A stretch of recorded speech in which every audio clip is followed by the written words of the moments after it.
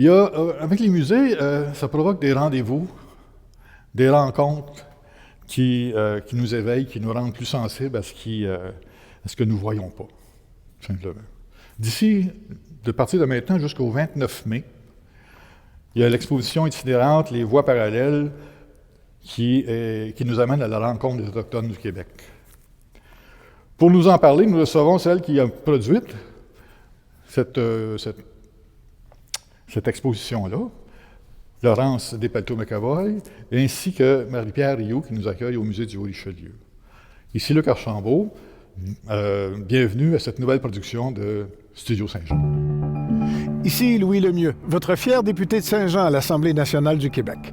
Studio Saint-Jean, que vous regardez en ce moment, c'est la chaîne télé de votre député au service de la communauté. Une sorte de télé communautaire, pour qu'on se connaisse mieux, pour qu'on travaille plus ensemble. Dans le fond, c'est pour que la communauté puisse mieux communiquer. C'est ce que j'appelle communiquer plus et communiquer mieux, comme ceci.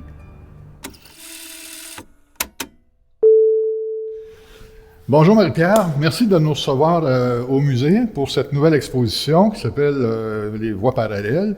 Puis, on a un invité aussi ensemble qui est Laurence Despelteaux-McAvoy, c'est ça? Oui. Qui est la commissaire de cette exposition-là. Absolument. C'est toi qui as bâti cette exposition-là. Absolument. On va pouvoir en parler un peu plus, mais j'aimerais savoir comment est-ce que c'est venu au musée, cette exposition-là, le chemin que ça a pris pour se rendre ici. Bien, ça fait longtemps qu'on voulait faire quelque chose sur les premiers peuples. Puis, on voulait que ce soit une exposition qui était faite par eux aussi. Donc, on trouvait pas ça adéquat si c'est nous qui produisaient. Donc, quand Laurence nous a contactés avec ce projet-là, clairement qu'on a embarqué à 100 000 à l'heure là, pour présenter cette exposition-là qui est itinérante, donc qui est conçue par Nouveau Monde Production. Étant donné que la mission du musée aussi, c'est de parler de l'histoire du Haut-Richelieu, ben nous, ce qu'on a fait, c'est qu'on a ajouté 2 panneaux historiques sur la présence des Premières Nations sur le territoire avant et pendant l'arrivée des premiers Européens. Donc, ouais. C'est notre petite contribution, là, mais c'est sûr qu'on embarquait dans le projet à 100%.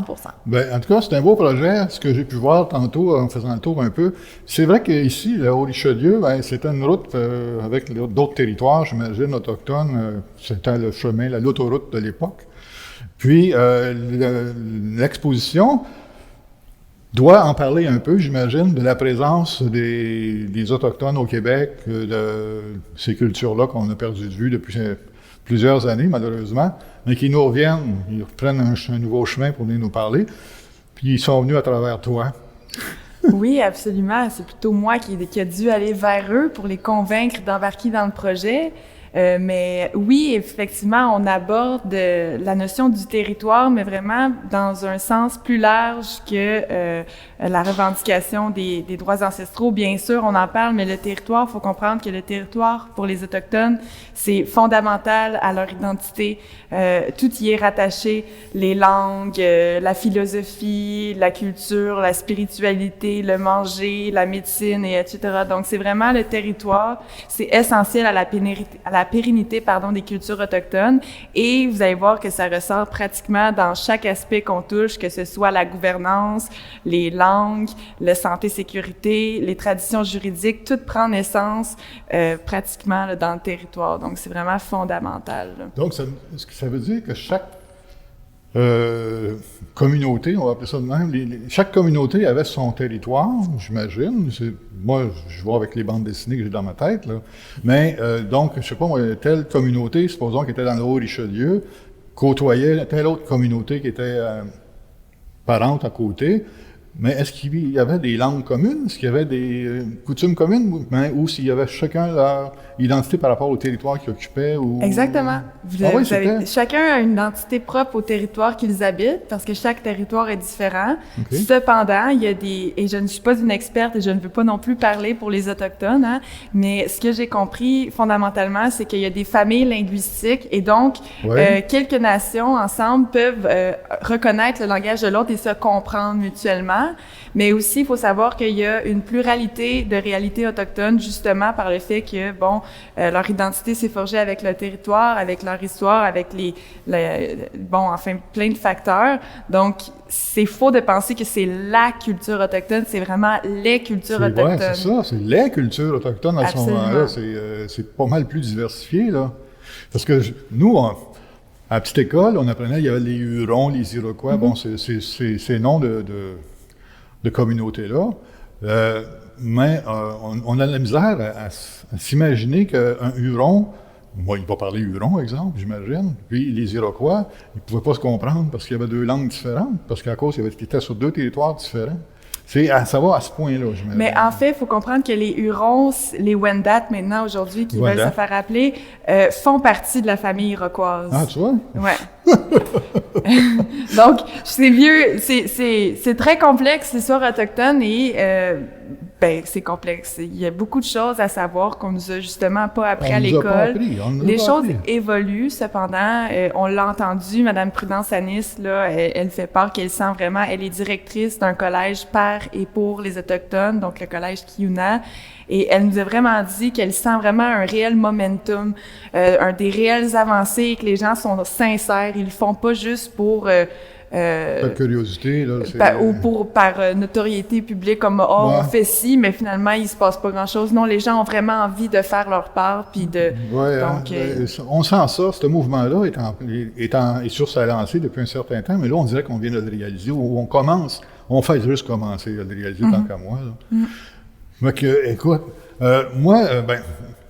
Marie-Pierre, tu as installé beaucoup d'affiches dans l'endroit, justement, pour nous aider à cheminer sur toutes les on va dire, préoccupations ou comment on pourrait appeler ça, les termes de ces affiches-là par rapport c'est des enjeux. C'est des enjeux. Des enjeux. OK, des enjeux. Et c'est important de savoir que, pardon Marie-Pierre, que dans l'exposition Voix parallèle, je ne suis pas autochtone. Par contre, tout le contenu qui a été choisi dans le balado et donc incidemment qui découle sur les bannières, le contenu, donc les enjeux, les intervenants, les sujets ont tous été choisis par des autochtones. Bon, c'est bon. C'est les autochtones qui ont choisi aussi qui seraient justement les intervenants.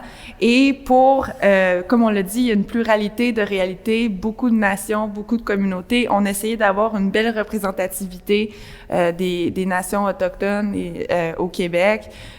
Puis aussi une belle représentativité des visions, hein, parce qu'on sait que les jeunes n'ont pas nécessairement la même vision que les anciens, que les aînés, pardon.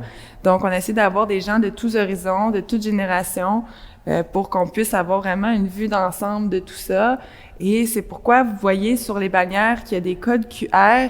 Les codes QR, c'est vraiment des extraits du balado qui viennent nuancer aussi les écrits parce que, évidemment, tout n'est pas, universel pour chacun. Chaque nation, chaque communauté même a sa propre vision des choses, même si fondamentalement, il y a toujours des aspects qui sont universels. Il en reste qu'il y a beaucoup de choses qui changent par rapport à d'où les gens viennent. Oui, j'imagine. Ouais. C'est vrai, c'est frappant. Ça me frappe là, que l'identité est rattachée vraiment au territoire comme tel. Donc, si tu perds ton territoire, tu perds ton identité en bout de ligne, en quelque part, là, je pense. Absolument. Puis c'est pour ça que Marie-Pierre aussi, ils ont pris l'initiative au Musée du Haut-Richelieu de vraiment se pencher sur la présence autochtone dans la région du Haut-Richelieu. Je trouve ça très, très intéressant parce que, bon, enfin, je sais pas pour Madame Rioux, mais quand j'étais au secondaire, je me souviens pas d'avoir rien appris, qu'on était sur un territoire Kanyen-Kehaga, qui est le mot pour Mohawk, mais... C'est ça, on jouait aux Indiens quand on était petit, mais c'est tout. Là, c'est un mauvais mot aujourd'hui, là. Oui, absolument. Mais à l'époque, c'était ça. Aujourd'hui, il faut s'approprier cette sensibilité-là, finalement. Absolument. Ouais, puis les recherches ont été difficiles aussi. C'est pas quelque chose qu'on trouve directement, c'est ça, dans un livre d'histoire. La présence autochtone dans le Haut-Richelieu était comme ça. Ça prend... il a fallu approfondir les recherches. Là, c'était effacé, finalement, de l'histoire du territoire. Oui. Aïe, aïe, aïe. Ouais, on vient de loin, mais penses-tu qu'il va y avoir un rapprochement, qu'il va y avoir comment je pourrais dire, pas une intégration, c'est pas ça que je veux dire, là, mais que ces nations-là, puis nous autres, on va pouvoir vivre dans l'harmonie de ce territoire-là, qui à tout le monde, en quelque part.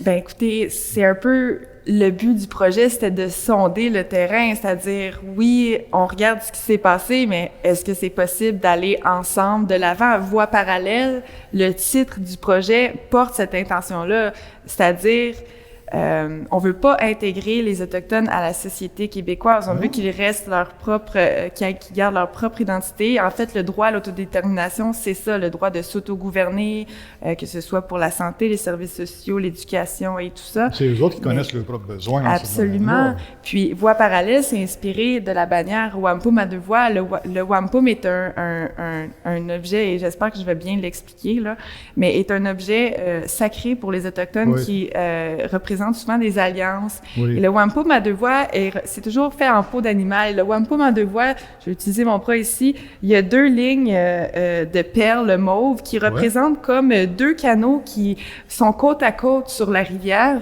et qui sont dans le respect de leurs différences, mais qui voyagent ensemble vers la même direction. Donc, nous, l'équipe, on y croit à cet avenir-là ensemble, tout dans le respect de nos différences. Et selon les gens qu'on a sondés dans le projet, surtout la jeunesse, fondamentalement, ils y croient eux aussi et beaucoup d'entre eux travaillent dans ce sens-là. Puis maintenant, c'est à nous aussi de faire des pas comme on le fait pour c'est ça, créer des outils et puis se parler, apprendre à se connaître, apprendre à savoir c'est quoi nos besoins, nos aspirations pour l'avenir. Puis on a le droit d'être différents, mais ça n'empêche pas qu'on peut co-construire quelque chose qui peut supporter chacune de nos aspirations. Tu sais. C'est ça, c'est exactement. Autrefois, c'était menaçant. Aujourd'hui, je pense que c'est plus dans l'esprit de l'accueil qu'il faut faire ces choses-là. Oui. Puis je sais pas si vous êtes d'accord avec moi, mais après avoir fait après avoir été immergé en contexte autochtone, là, vous allez pouvoir peut-être faire le tour de l'exposition, mais on a beaucoup à apprendre des Autochtones, puis en fait, surtout la notion du savoir-être. C'est le chaos dans le monde en ce moment. Les gens sont en quête de sens, en quête de vérité, en quête de paix, voire même. Et beaucoup d'Autochtones ont un savoir ancestral qui est vraiment un savoir-être, là, tu sais, et qui font que quand ils font les choses, ils le font avec amour, ils le font avec présence, ils le font avec conscience. Donc, c'est très intéressant et c'est pas nécessairement à eux de nous l'enseigner, mais nous, en les observant, on peut apprendre énormément. C'est à nous autres à apprendre, oui. Et ils le disent dans le balado, hein, Rita Mestokosho de Equanchit, poète Innu, elle le dit, venez nous visiter à Equanchit, on va vous accueillir les bras ouverts. Donc, on est les bienvenus, là, bien évidemment, à cause de la pandémie. Il y a des... Plus ou moins, mais normalement, on est les bienvenus, tu sais, allez-y dans les powwows, et c'est ça qu'il nous dit, venez dans nos powwows, vous allez voir la culture, vous allez rencontrer les gens, et c'est en faisant des rencontres comme ça qu'on se fait des amis, puis... puis qu'on comprend qu'est-ce qui se passe avec nos amis aussi. Là, exact. Je trouve ça éclairant, je trouve ça inspirant, ce genre de manifestation-là, je peux appeler ça de même, pour justement nous aider à cheminer vers cette rencontre-là, finalement. Ici, on est entouré, on est adossé, si on veut, il y a une œuvre d'art qui est autour de nous, de M. Jacques Newashish, c'est ça? Absolument, artiste multidisciplinaire atikamekw de la communauté de Wemotaci. Donc, on a demandé à M. Newashish de créer une œuvre spéciale pour l'exposition. Oui. Donc, en concertation avec Madame Guerriard, l'auteur, et moi, on a eu une rencontre, on a discuté, puis c'est cette idée-là qui a émergé. Donc, c'est une œuvre qui est collaborative pour le moment, qui ne le sera pas éternellement, jusqu'à temps que les perches soient remplies. Donc, les gens sont appelés à mettre une intention de réconciliation, de guérison, de paix, ou encore une pensée pour les enfants autochtones disparus. C'est ça? Absolument. Et donc, après ça, ils viennent le mettre ici. Merveilleux. Oui, donc tout ça, c'est la solidarité des gens allochtones qui sont venus supporter les Autochtones. Mon Dieu Seigneur. Il y a 7 piliers, 7 branches, en tout cas. Ça représente quelque chose, le 7? Oui, les 7 perches représentent pour M. Newashish les 7 directions selon sa philosophie, la philosophie de sa culture, pour reprendre ses mots. Et puis, voilà. 7 directions, mon Dieu Seigneur, on a à apprendre, hein? Nous autres, on avait 10 commandements, c'est tout, là. 7 directions, il faut aller en quelque part. Non, c'est super beau, c'est bien pensé, c'est sensible, ça me touche beaucoup. J'ai de la misère à continuer dans mes questions, mais je vais y arriver. J'aimerais ça relancer Marie-Pierre avec une question. Ça a pris sûrement un certain temps pour voir, comme tu as dit tantôt, pour juste trouver l'information des Autochtones qui étaient dans notre région ici. Alors, les légendes veulent que, Champlain est venu ici, la légende c'est peut-être vrai aussi, puis qu'il y avait telle tribu, il appelait ça des tribus dans le temps, les Hurons, les ci, les ça, puis que, les Iroquois aussi partageaient le Richelieu, mais comment qu'on finit par trouver cette histoire-là qu'on a caché, détruit, oublié, piétiné, je ne sais plus comment l'expliquer. Ça a vraiment été de la recherche approfondie. Puis je pense que ce qui m'a fondamentalement aidé, ça a été de consulter directement les Premières Nations, les conseils de bande. Donc, il y a le côté est de la rivière qui était habité par les Wabanaki, donc les Abénakis, si on veut, qui, eux, ont fait une révision de mon texte aussi, m'ont donné des suggestions. Puis j'ai été consulter aussi un conseil Ganyan-Gahaga, donc qui a assuré la révision pour eux qui étaient sur la partie ouest de la rivière Richelieu, donc tout le territoire du Richelieu,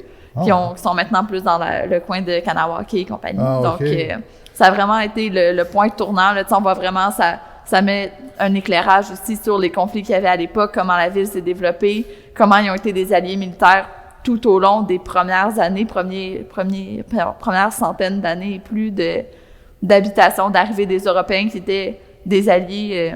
Oui, mais dans ce temps-là, on était amis, là, oui, puis c'est eux, tu sais, la languille, si c'est devenu charismatique, un point marquant de Saint-Jean, ben c'est eux qui ont montré ça aussi aux Européens, comment consommer ça, comment l'apprêter, comment Saint-Jean s'est développé, comment le Haut-Richelieu s'est développé, c'est grâce à la protection militaire aussi qu'ils ont eu en alliance avec les Premières Nations qui étaient sur le territoire. Donc, les voies ont été parallèles et ont été interconnectées très longtemps avant de se séparer. Puis que pendant la période de paix, ils n'ont plus besoin nécessairement d'alliés militaires. Puis c'est là que ça s'est gâté un peu. Ça s'est gâté un peu. Un peu beaucoup. Mais es-tu en train de me dire que tu vas en Kanawagé, tu rencontres le monde là-bas, puis ils se rappellent de tout ça? Ils ont la mémoire de cette C'est sûr que leurs aînés, ils ont la mémoire. C'est sûr qu'ils ont des aînés. En fait, les aînés sont porteurs de la sagesse. Oui. C'est sûr qu'ils ont des aînés qui ont des histoires à raconter, qui étaient sur le bord de l'eau, qui avaient des... c'est sûr qu'ils ont des contes qui comptent en tout cas, je ne veux pas parler pour eux parce que je les connais pas beaucoup, mais je sais pas pour toi, moi, je suis certaine qu'il y a des aînés qui portent... Oui, autant que nous, les recherches qu'on est habitués à faire, c'est dans des livres d'histoire, mais eux, c'est la tradition orale. Fait que c'est leur livre d'histoire, les aînés. C'est leur livre d'histoire, oui, c'est ça. Fait que c'est la meilleure façon de connaître comment les représenter, comment parler d'eux, c'est de leur demander aussi. Là. Fait que c'est ça qu'on a fait pour faire les 2 panneaux historiques pour le côté du musée. Je suis impressionné, là. De là que l'impact des pensionnats, si je peux me permettre. Là, oui. On parle de tradition orale, mais quand on prend des enfants puis qu'on les enlève de leur famille, ben ça fait que éventuellement ça devient des parents qui vivent qui ont des besoins d'émotionnels, donc qui ne peuvent pas nécessairement fournir à leurs enfants, qui ont aussi été au pensionnat, donc qui ont perdu la tradition orale. Leurs parents, ces enfants-là qui étaient au pensionnat, ils ne pouvaient pas leur passer la tradition oralement parce qu'ils étaient, dans les pensionnats. Et donc, ça crée des traumatismes intergénérationnels. Donc, ce que les Autochtones sont en train de faire en ce moment, c'est de se réapproprier ce savoir traditionnel-là, c'est de trouver des manières de le numériser, de le préserver, d'assurer sa pérennité. De remplir ce vide-là qui a été là pendant plusieurs années, finalement. Là. Ouf! Ouais, OK. Tabarnouche. Écoute, qu'est-ce qu'on peut rajouter à part de dire, venez nous voir, ça presse, là, c'est intéressant, puis... il y en a pour tout le monde. Oui, OK. C'est des bannières, il y a du contenu écrit, il y a du contenu visuel, il y a une œuvre interactive, il y a des codes QR. Donc, on demande aux gens d'apporter leurs écouteurs pour avoir une expérience optimale. Ouais. Et puis, ils peuvent même demander au musée du Haut-Richelieu, je crois, pour des visites guidées, n'est-ce pas? Oui, aussi, on offre les visites guidées avec un petit tarif. Là, l'exposition est 10 $ pour accéder à l'ensemble du musée, puis elle est présentée jusqu'au 29 mai. Jusqu'au 29 mai. Puis le musée, c'est quoi, de 9h à 5h, ou comment ça fonctionne? Pour l'instant, ça devrait être de 11h à 17h du mercredi au dimanche. OK. C'est bon. On vérifie votre page Facebook ou votre site web de toute façon, puis l'exposition actuelle est déjà là-dessus pour informer le monde. C'est une bien belle exposition, c'est bien touchant. Je sais pas ce que j'ai, je vais m'emmener des Kleenex la prochaine fois. Ah, mais je suis touchée que ça vous touche, franchement. Puis au nom du collectif d'artistes, Mme Michelle Guerriard, Érioma Awashish, Jérémy Costa, Véronique Nicolas et Jacques Newashish, on vous remercie là, de cette opportunité-là d'être au Musée du Haut-Richelieu et de cette opportunité de parler de l'exposition. Merci beaucoup d'être venu. Merci beaucoup. Merci. Merci. On invite tout le monde à venir vous voir. Merci. Merci.